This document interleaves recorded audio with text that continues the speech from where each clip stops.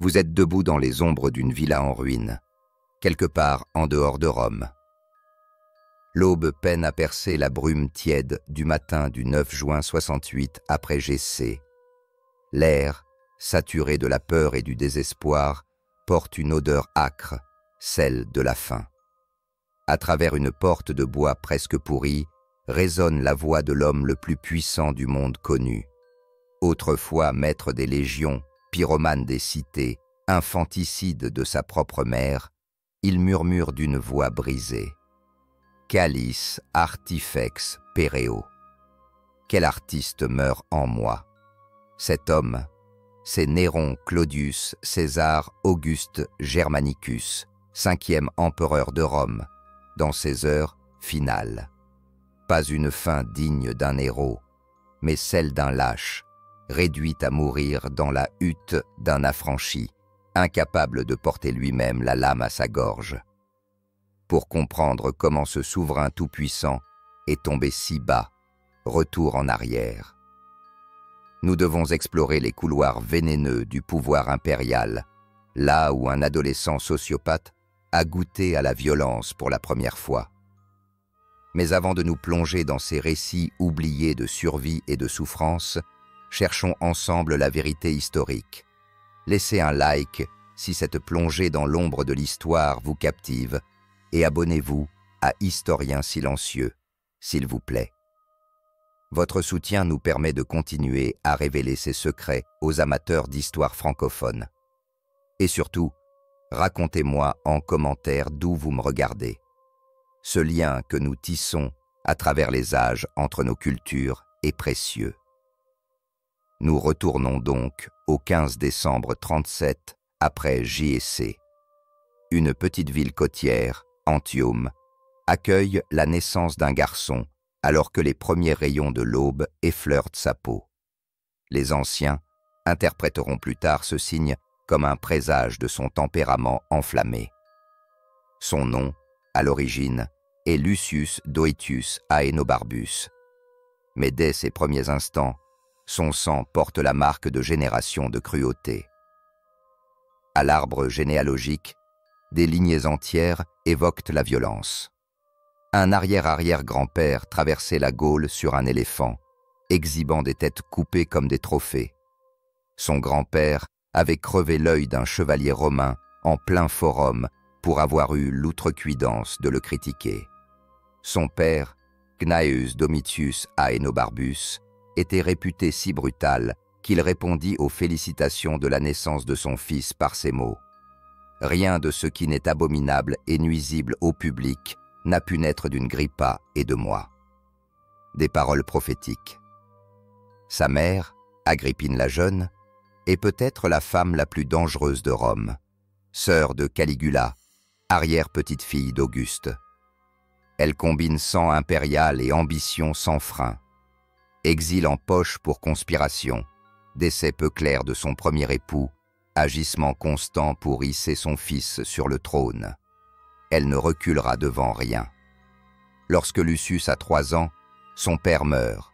Rumeur de poison côtoie des explications de hydropisie, mais en vérité, l'enfant hérite d'un tiers de sa fortune. Pourtant, l'empereur Caligula confisque tout, chasse les Aenobarbus et laisse le garçon à la garde de sa tante Livilla, presque sans rien, hormis 2 serviteurs ruinés. Mais Agrippine n'était pas femme à se résigner. Quand Caligula fut assassiné en 41, son oncle Claude monta sur le trône et elle manœuvra pour revenir au pouvoir. D'abord en épousant un riche aristocrate, se retrouvant veuve et héritière presque aussitôt. Puis, elle jeta son dévolu sur l'empereur lui-même. Claudius, vieil homme bègue, obéissant au moindre caprice, consentit à épouser sa nièce, transgressant la légalité romaine. En 49, le jeune Lucius vit sa mère devenir impératrice. Un mariage de 12 ans seulement, mais ce fut suffisant pour orchestrer sa route vers le sommet. Très vite, Agrippine convainc Claude d'adopter son fils. Lucius prend alors le nom de Nero Claudius César Drusus Germanicus. À 13 ans, il devient un homme. À 14, il est proclamé héritier. passant devant son propre demi-frère Britannicus. À 15, il épouse Octavia, fille de l'empereur. En l'espace de 3 ans, Néron devient fiancé, héritier, puis beau-fils de l'empereur. Mais Agrippine, trop patiente, finit par user du poison. En octobre 54, Claude entame son dernier repas, officiellement une indigestion de champignons, mais tout Rome sait la vérité. Elle a choisi le poison. Certains affirment même qu'un poisonneur professionnel a servi le coup de grâce avec une plume empoisonnée. Claude meurt dans d'horribles convulsions, inondant la table de son sang. Néron, à 17 ans, monte sur le trône, maître incontesté du monde connu. Les débuts semblent prometteurs. Il déclame « Plutôt ne jamais avoir appris à écrire lorsqu'on lui demande de signer une condamnation. Impôts réduits, largesses au peuple, promesse de suivre les traces d'Auguste. Mais sa façade bienveillante ne trompe pas ceux qui l'entourent. » En privé, Néron ourdit déjà son premier crime. Britannicus, ce demi-frère de 14 ans, doit mourir. Lors d'un banquet, Britannicus boit de l'eau soi-disant refroidie, mais empoisonnée. Il convulse, meurt, tandis que Néron, impassible, poursuit sa soupe, feignant l'indifférence. Un tremblement d'épilepsie, pourquoi s'en inquiéter? Ce meurtre marque le véritable début de son règne sanglant. Les premiers mois du règne de Néron furent dominés par 3 figures puissantes. Sa mère Agrippine, le philosophe Sénèque et le préfet Burrus. Ce triumvirat gouverna véritablement Rome, tandis que Néron s'adonnait à ses passions juvéniles. Ces 3 conseillers réussirent à contenir les instincts les plus dangereux du jeune empereur, donnant à l'Empire une période relative de paix que l'on nommera plus tard le Quinquennium Néronis, les 5 bonnes années de Néron. Mais Agrippine, qui avait tout sacrifié pour hisser son fils sur le trône, ne comptait pas rester dans l'ombre. Elle exigeait d'être consultée sur toutes les affaires d'État, apparaissait publiquement à ses côtés, au point de réclamer que sa propre effigie figure sur les pièces de monnaie impériale. Néron, à peine adulte, supportait de moins en moins cette domination maternelle. Il rêvait d'indépendance, de plaisir, de théâtre, de courses de chars, et surtout d'amour libre. Et l'amour se présenta sous les traits de Popée Sabine, épouse d'un ami proche de Néron. Popée était tout ce qu'Agrippine n'était plus, jeune, séduisante, ambitieuse et manipulatrice. Dans l'intimité, elle chuchotait à l'oreille de l'empereur que tant que sa mère vivrait, il ne serait jamais libre. Agrippine, flairant le danger, réagit de la seule manière qu'elle connaissait. Elle menaça son propre fils de favoriser Britannicus, son beau-fils légitime. Ce fut une erreur fatale. À partir de ce moment, Néron prit la décision de tuer celle qui lui avait donné la vie. Mais comment éliminer Agrippine sans soulever la colère populaire? Elle était aimée, respectée des armées et protégée par des gardes fidèles. De plus, elle craignait le poison et se méfiait de chaque plat servi. Néron eut donc recours à un stratagème audacieux, un navire truqué, conçu pour s'effondrer en mer sous son poids. En mars 59, à Baye, station balnéaire luxueuse, Agrippine fut invitée à bord de ce bateau piégé, ravie de cette réconciliation apparente avec son fils. Mais lorsque le piège fut activé, la structure ne s'écroula que partiellement, tuant l'une de ses servantes tandis qu'Agrippine, elle, survécut miraculeusement et se jeta à la mer. Grande nageuse, elle parvint à regagner la côte malgré les rameurs chargés de l'achever. De retour chez elle, elle savait qu'elle avait échappé à un attentat et qu'elle ne survivrait pas longtemps à cet échec. La rumeur courut aussitôt dans tout Rome. L'empereur avait tenté d'assassiner sa propre mère. Néron, paniqué, ordonna qu'une escouade de soldats finisse le travail. La nuit même, ils investirent la villa d'Agrippine, la trouvant alerte, essayant de prévenir ses partisans.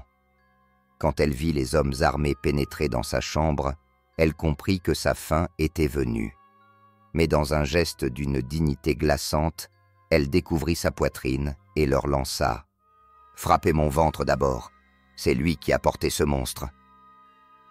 Les soldats ne faillirent pas. L'acier trancha la chair impériale encore debout. Celle qui avait façonné un empereur, qui avait triomphé des complots, fut laissée là, gisant dans une mare de son propre sang. À l'annonce de sa mort, loin d'être accablé de remords, Néron éprouva un soulagement intense. Il était désormais maître absolu, libre de toutes entraves. Mais ce matricide allait ternir irrémédiablement sa réputation. Même dans une Rome habituée au meurtre politique, tuer sa propre mère était un crime qui violait toutes les valeurs religieuses et familiales.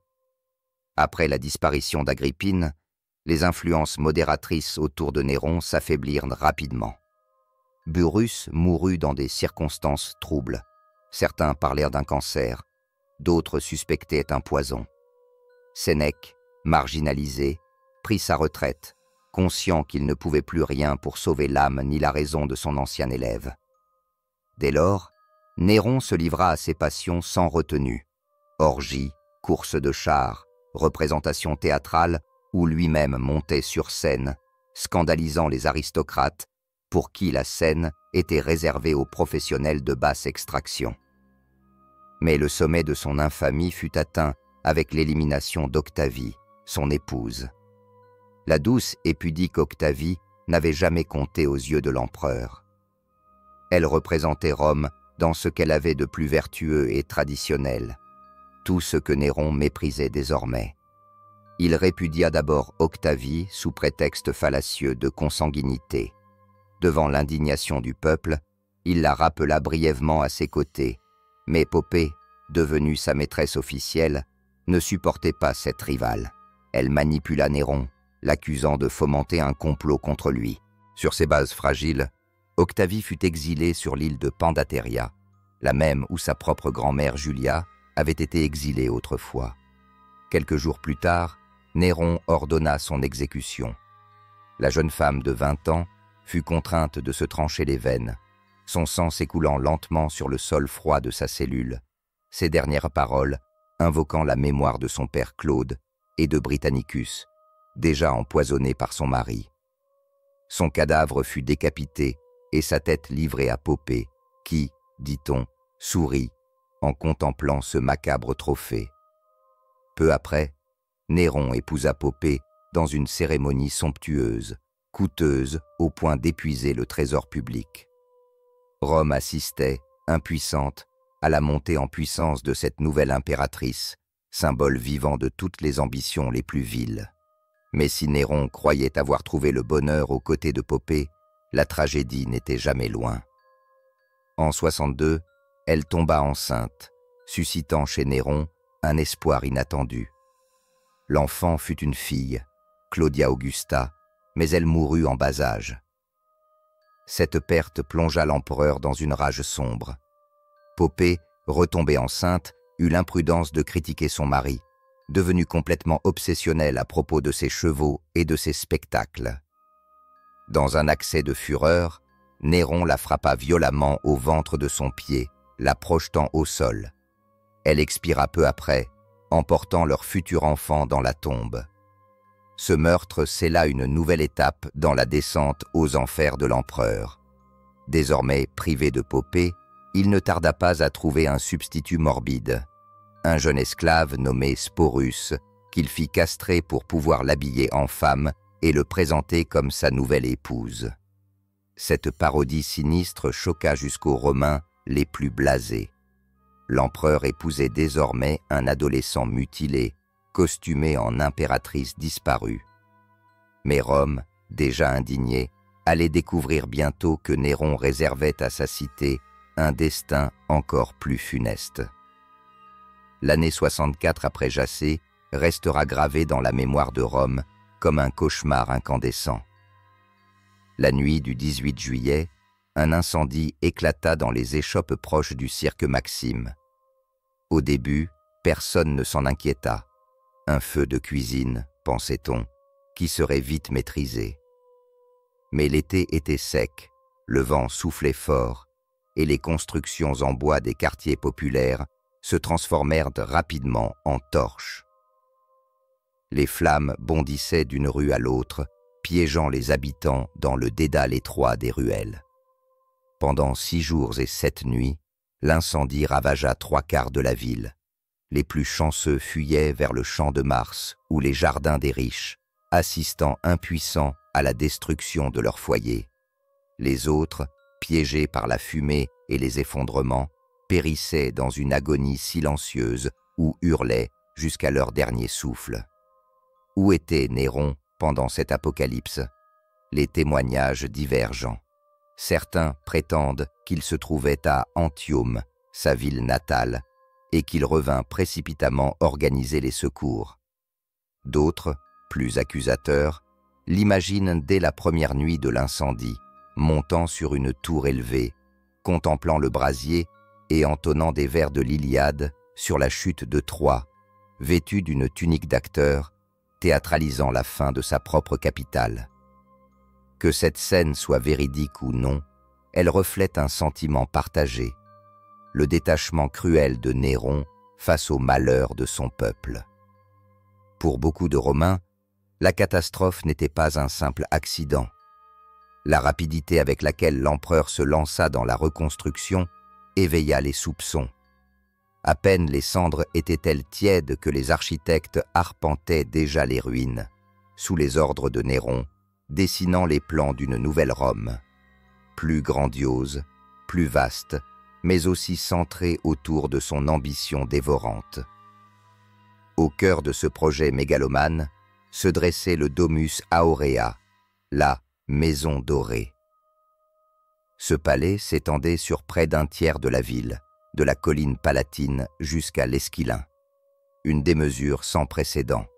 Son hall d'entrée principal, circulaire, tournait en permanence, imitant la course des astres. Les murs étincelaient d'or, incrustés de pierreries. Le plafond, décoré d'ivoire, était conçu pour disperser des parfums et des pétales de fleurs sur les invités. Là où s'étaient entassées les modestes demeures de dizaines de milliers de Romains, s'élevaient désormais des lacs artificiels, des jardins et, au centre, une statue colossale de Néron lui-même, haute de 35 mètres, dominant la ville, visage tourné vers le soleil. Pour les survivants de l'incendie, la transformation rapide de leur misère en décor impérial fut insupportable. Les murmures se firent de rumeurs. On disait que Néron lui-même avait ordonné le feu pour effacer l'ancienne Rome et rebâtir, à la place, sa propre vision de la gloire éternelle. Conscient que ces accusations pouvaient lui coûter son trône, Néron chercha un bouc émissaire. Son choix se porta sur une secte encore marginale et mal vue, les chrétiens. Ces fidèles d'un prédicateur crucifié de Judée étaient peu compris des Romains. Leur monothéisme exclusif, leur refus de rendre hommage aux dieux traditionnels, leur culte clandestin des martyrs nourrissaient la suspicion.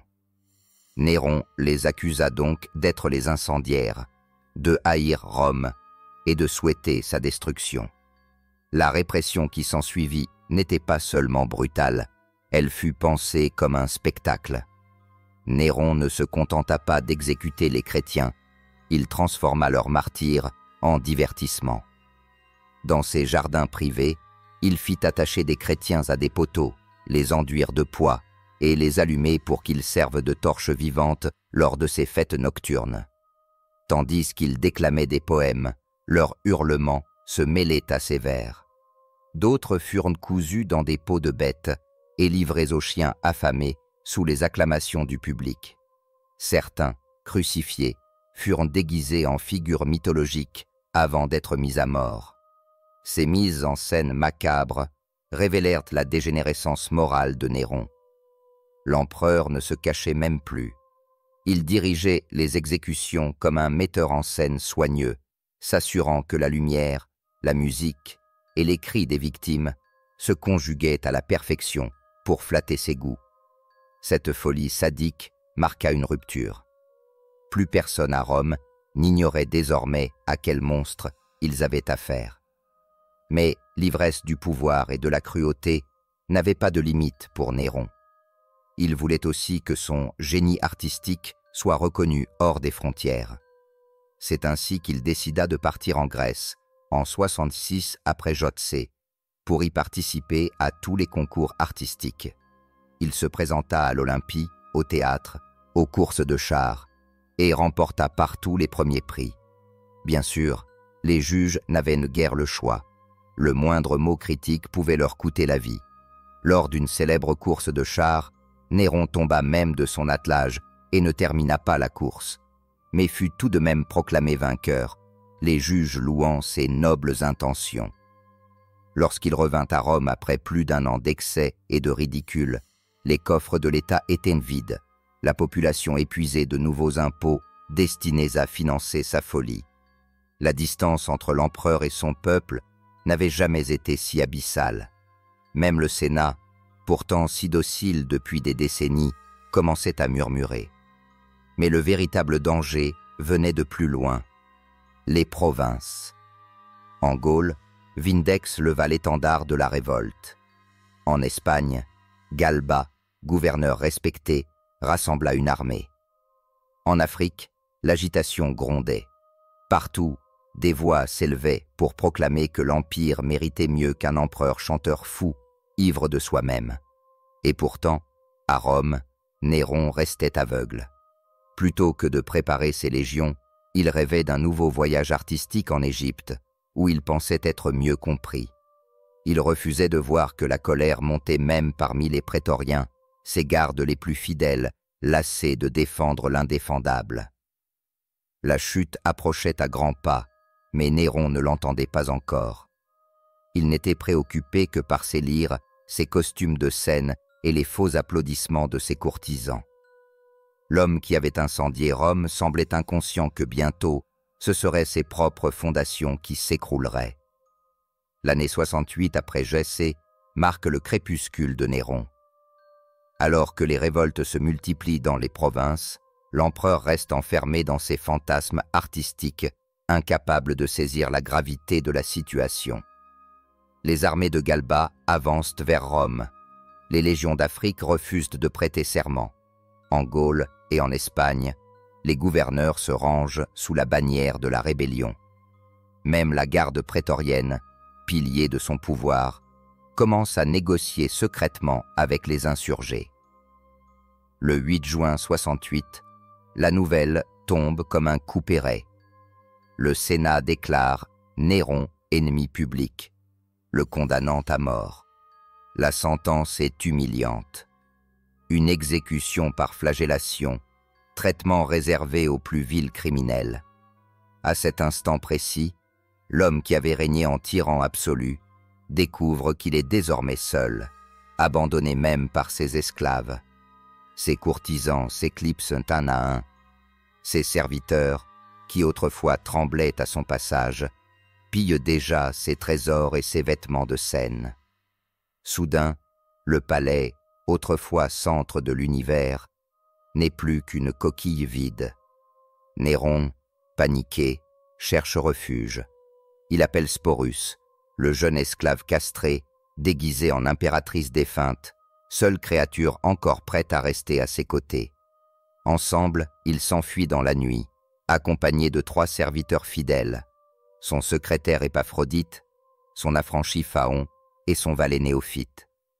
La petite troupe traverse un paysage qu'ils connaissent à peine, longeant des champs humides et des oliveraies dans la lueur blafarde de l'aube. Néron, dissimulé sous une cape, marche à pied, une expérience inédite pour lui qui n'a jamais rien connu d'autre que les porteurs et les chars dorés. Humilié, transi de peur, il comprend enfin que la terre entière le fuit. Même ses musiciens et ses artistes, qu'il croyait si loyaux, déclinent son appel à le suivre. Ils atteignent enfin la modeste villa de Phaon, à quelques kilomètres de Rome. Mais l'ancien maître du monde n'ose pas en franchir la porte. Trop effrayé qu'on le dénonce, il préfère ramper par un tunnel creusé à la hâte sous les fondations. Le contraste est saisissant. L'homme qui vivait dans un palais recouvert d'or se réfugie désormais dans une cave sombre et nue, un réduit où la poussière remplace les tapis de soie et où le silence règne, seulement rompu par les sanglots hystériques de l'ex-empereur. À l'intérieur, il erre de long en large, incapable de prendre la moindre décision. Il pleure sur ces objets disparus, gémit. Il volte mes statues, mes lyres, mes costumes, tout ce qui faisait mon art. À cet instant, on perçoit toute l'ampleur de sa folie narcissique. Alors que le monde s'effondre autour de lui, Néron pleure non sur ses crimes, mais sur ses possessions perdues. Puis arrivent les nouvelles définitives. Le Sénat a ordonné qu'il soit capturé vivant, traîné nu dans les rues de Rome, flagellé et exécuté en public. Des cavaliers de la garde prétorienne approchent déjà de la villa. Ses compagnons échangent des regards inquiets. Épaphrodite murmure « César, il est temps d'agir. Ce qu'ils te feront sera bien pire que la mort. » Pour la première fois de sa vie, Néron comprend ce que signifie être sans pouvoir. Lui, qui ordonnait des exécutions d'un simple geste, se retrouve face à sa propre fin, incapable d'agir. Il balbutie, incapable de lever la dague qu'Épaphrodite a placée devant lui. Ses mains tremblent. Mes mains, elles sont faites pour la lyre, pas pour la violence, ose-t-il dire, oubliant qu'il est responsable de milliers de morts, y compris de sa propre mère, sa femme Octavie, Britannicus et tant d'autres. Ses compagnons accablés tentent de le convaincre. Souviens-toi de tes grands rôles sur scène. C'est ton dernier acte. La postérité te regardera. Meurs avec dignité. Ces mots allument brièvement une étincelle dans ses yeux. Néron, acteur raté mais convaincu de son génie, voit dans ce suicide une ultime représentation. « Oui, ce sera magnifique, » murmure-t-il. Mais la réalité le rattrape. Les sabots des chevaux résonnent à présent tout près. Les soldats encerclant la villa. Des voix hurlent. « Qu'on le trouve vivant !» La panique l'étreint à nouveau. Épaphrodite le supplie. « Maintenant, César, ou il sera trop tard. » Dans un geste désespéré, Néron applique la pointe de la dague contre sa gorge. Mais sa main tremble tant qu'il ne parvient qu'à entamer légèrement la chair. La douleur est vive, mais non mortelle. Il s'effondre au sol, du sang plein la bouche, émettant des gargouillis pathétiques. Voyant la scène, Épaphrodite, d'un geste ferme, saisit la dague et la pousse plus profondément. Enfin, le sang jaillit, abondant. La vie de Néron s'éteint, non dans une noble posture, mais allongé dans la poussière, les traits déformés par l'angoisse et la souffrance. Ces derniers mots, les plus célèbres, résonnent encore. « Calis artifex pereo » »« Quel artiste meurt avec moi ?» Ces paroles révèlent son délire final. Il se voyait toujours comme un créateur incompris, non comme le tyran cruel qu'il était devenu.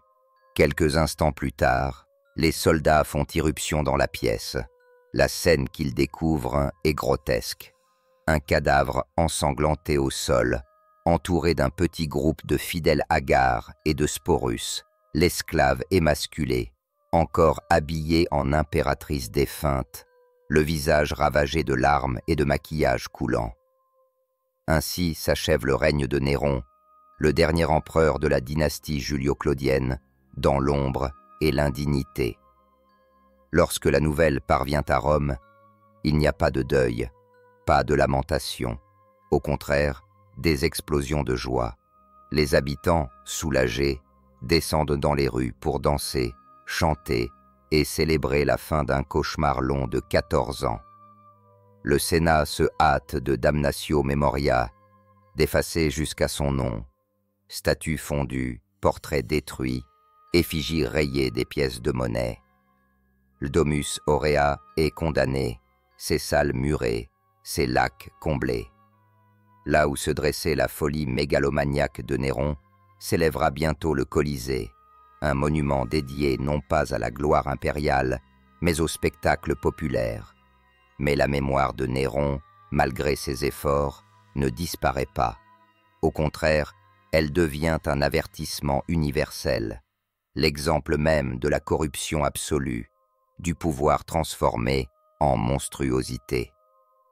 Le peuple romain avait attendu cette fin avec impatience, non pour pleurer un empereur disparu, mais pour pouvoir enfin tourner la page d'un règne où la peur, la folie et la cruauté avaient régné sans partage. Avec la mort pathétique de Néron, une ère se referme brutalement, celle de la dynastie julio-claudienne. Le dernier descendant d'Auguste a péri, seul, terrifié, dans une cave sordide, abandonné par tous. Mais si Rome célèbre bruyamment la fin du monstre, elle ne se prépare pas pour autant à des lendemains sereins. Bien au contraire, la disparition de Néron ouvre la porte à une période de chaos sanglant et d'incertitude que l'histoire retiendra comme l'année des 4 empereurs. Immédiatement après l'annonce de son décès, le Sénat proclame Servius Sulpicius Galba nouvel empereur. Galba, gouverneur d'Hispanie, est un vétéran austère, respecté pour sa discipline, mais déjà âgé et peu enclin à la clémence. En théorie, il représente le retour de la raison après la folie. En pratique, il ne sera qu'une transition fugace dans cette période troublée. Car à Rome, tout est instable. La garde prétorienne, qui a lâché Néron, se retourne bientôt contre Galba lorsqu'il refuse de leur verser la prime promise pour sa prise de pouvoir.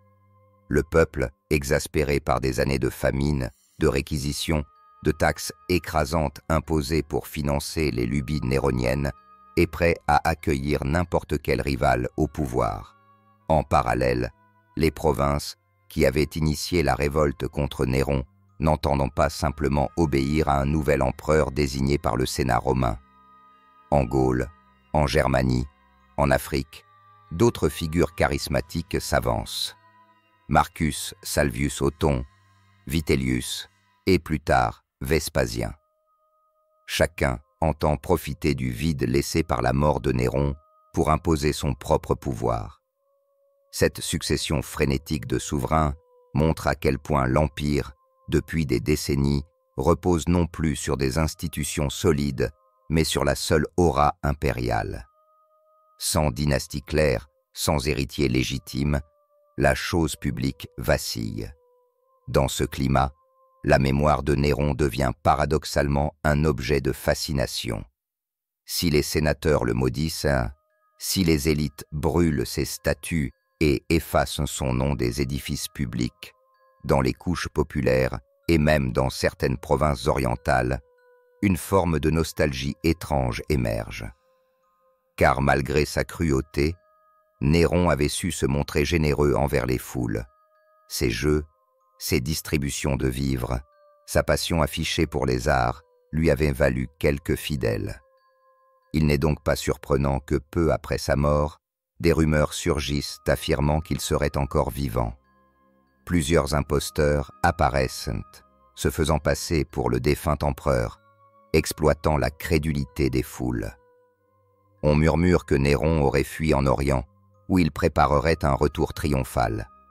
Ces légendes, tenaces, donneront naissance au mythe du Néron Redivivus, un empereur immortel prêt à revenir pour restaurer un âge d'or imaginaire. Mais que laisse-t-il vraiment derrière lui? Son immense palais, le Domus Aurea, sera en grande partie enseveli par ses successeurs, symboliquement effacé. Sa statue colossale, le colosse de Néron, sera modifiée pour représenter Sol, le dieu du soleil, effaçant ainsi ses traits. Mais ses gestes de damnatio memoriae n'effacent pas les leçons de son règne. Car ce que Rome découvre, c'est qu'un pouvoir absolu, concentré entre les mains d'un seul homme, sans contre-pouvoir, sans garde-fous institutionnels, ouvre la voie à la folie. Néron, plus que tout autre empereur avant lui, incarne ce glissement, de l'homme d'État prometteur à l'artiste narcissique, puis du tyran paranoïaque au monstre sadique, jusqu'à finir en fugitif pitoyable. Il est le miroir des dangers d'un empire devenu autocratie pure. Les historiens antiques, Tacite, Suétone, Dion Cassius, ne s'y trompent pas. Leurs récits oscillent entre dégoût et stupéfaction, conscients de raconter l'histoire non seulement d'un individu, mais de la corruption d'un système tout entier. Pour eux, la tragédie de Néron n'est pas seulement sa folie personnelle, c'est celle d'un monde où plus personne n'ose dire non à un souverain, où les flatteries remplacent les conseils, où l'illusion de grandeur masque l'abîme moral. Et pourtant, malgré la volonté officielle d'effacer son souvenir, Néron demeurera dans les mémoires.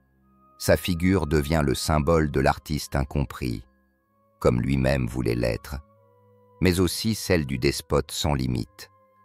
Dans les siècles suivants, son nom sera invoqué pour désigner tout pouvoir cruel, tout gouvernement déconnecté de ses responsabilités. Ce legs est peut-être la vraie immortalité de Néron. Non pas celle qu'il avait espérée, fondée sur des statues, des poèmes ou des exploits artistiques, mais celle d'un contre-exemple tragique, gravé dans l'histoire romaine et au-delà. Au fond, sa mort n'a été ni héroïque, ni noble, ni même digne. Il est mort comme il a vécu, dans le théâtre qu'il s'était fabriqué, incapable de distinguer réalité et fiction, convaincu jusqu'à son dernier souffle d'être un artiste génial, alors même que le monde entier le voyait pour ce qu'il était, un tyran cruel, pathétique dans sa démesure, tragique dans sa fin. La mort de Néron aurait pu clore un chapitre douloureux, mais elle ouvrit au contraire une nouvelle ère d'incertitude. L'Empire tout entier était secoué, non seulement par les ambitions des prétendants au trône, mais aussi par une profonde remise en question. Comment avait-on pu en arriver là? Comment Rome, bâtie sur des principes républicains d'équilibre des pouvoirs, en était-elle venue à permettre qu'un seul homme concentre une telle autorité, jusqu'à transformer la cité en son théâtre personnel? La réponse résidait peut-être dans le glissement progressif des mœurs politiques depuis Auguste. Ce premier empereur avait su dissimuler la nature autocratique de son pouvoir sous les habits de la tradition républicaine. Ses successeurs, chacun à leur manière, avaient approfondi ce processus. Tibère, Caligula, Claude, tous avaient élargi les prérogatives impériales en réduisant le rôle effectif du Sénat et des magistratures. Mais Néron avait franchi une étape supplémentaire. Il ne voulait pas seulement gouverner, il voulait être adoré, applaudi, acclamé comme un artiste, idolâtré comme une divinité vivante. Et c'est peut-être là que réside l'aspect le plus inquiétant de sa figure. Sa folie n'était pas le fruit d'une seule personnalité pathologique, mais aussi celui d'un système qui, à force de flatterie, de silence complice et d'obéissance aveugle, avait encouragé ses dérives. Autour de lui, sénateurs, généraux, courtisans s'étaient tus ou avaient participé, par intérêt ou par peur, à ses pires exactions. Sa cour avait fini par devenir une caricature sinistre, un cercle où le rire et la souffrance se confondaient, où la réalité se pliait aux caprices de l'artiste souverain. Après Néron, Rome fut confrontée à ses propres contradictions. L'année des 4 empereurs démontra à quel point l'Empire reposait désormais sur un équilibre fragile. Le Sénat, discrédité, les prétoriens, corrompus, l'armée, arbitre ultime du pouvoir. Pendant des mois, les cités brûlèrent, les armées se battirent entre elles, les provinces tremblèrent. Chaque empereur qui prenait la pourpre tombait quelques semaines plus tard, trahi, assassiné ou abandonné. Et pourtant, au milieu de ce chaos, un ordre nouveau finit par émerger. En 69 après Jacée, Vespasien, général respecté, prit enfin le contrôle de Rome. Son règne inaugura une nouvelle dynastie, les Flaviens, et marqua une volonté de rétablir la dignité impériale. Sous son autorité, le Domus Aurea fut transformé en lieu public, et sur les terrains confisqués par Néron pour son palais démesuré, on entreprit la construction du Colisée, monument destiné aux jeux populaires, mais aussi symbole d'un retour à des valeurs collectives après les folies individualistes du précédent règne. Pourtant, même après la restauration flavienne, le souvenir de Néron hanta la mémoire collective. Sa réputation de despote, d'incendiaire et de persécuteur des chrétiens fit de lui une figure incontournable, une référence du mal absolu, évoquée encore des siècles plus tard par des écrivains, des moralistes, des historiens. Sa folie devint archétype, celle du tyran qui détruit tout autour de lui, convaincu jusqu'à sa mort d'être aimé et admiré. Il y a là une leçon universelle qui dépasse de loin le cadre romain, car à travers l'histoire, combien de dirigeants, grisés par leur pouvoir, se sont crus génies incompris, visionnaires incomparables, alors qu'ils n'étaient que des despotes enfermés dans leur propre narcissisme. Combien de cours, de ministres, de conseillers ont-ils choisi le silence plutôt que la vérité, contribuant ainsi à entretenir des illusions mortifères? Le destin de Néron nous montre aussi à quel point la relation entre pouvoir et culture peut être pervertie. Lui qui se rêvait poète, musicien, artiste, a fait de l'art non pas un moyen d'émancipation, mais un instrument de domination et d'humiliation. Les concours truqués de Grèce, les dîners où des esclaves étaient torturés au rythme de ses vers, les mises en scène macabres dans ses jardins, tout cela ne relevait pas d'un amour sincère de la beauté ou du théâtre, mais d'une volonté d'asservir le monde à sa propre image. Enfin, l'histoire de Néron nous rappelle que les régimes fondés sur la peur s'effondrent toujours.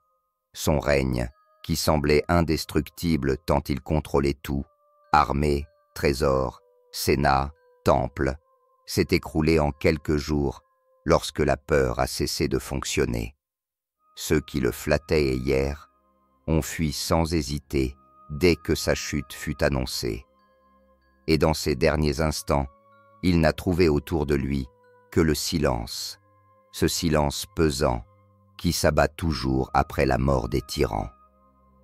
À Rome, après la disparition de Néron, le peuple dansa dans les rues. Les sénateurs reprirent enfin la parole. Les artistes authentiques purent rejouer sur scène sans crainte. Le nom de Néron fut maudit, effacé des monuments, mais il survécut dans la mémoire des hommes, non comme l'empereur des arts qu'il se rêvait, mais comme le symbole même de la démesure, de la cruauté et de la folie despotique.